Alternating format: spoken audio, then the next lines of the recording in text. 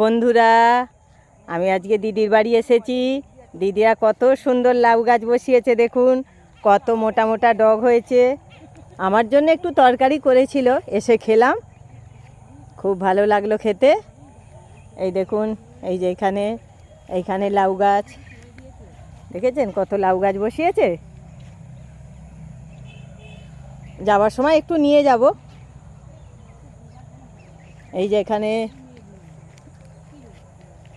এখানে বরবটি কড়াই গাছ, এখানে বরবটি কড়াই গাছ বসিয়েছে।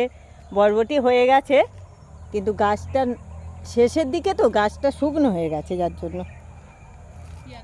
এই যে দেখুন, বরবটি দু একটা আছে, এই যে এখানে আছে, আবার ফুল ধরেছে, আবার হবে।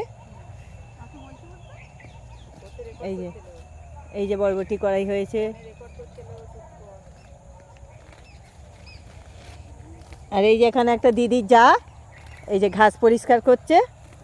কি চাষ হবে এখানে দিদি, বলে দাও একটু। এই যে মূলো পালং হয়েছে, আরো দেবো। বাহ। তারপর এই যে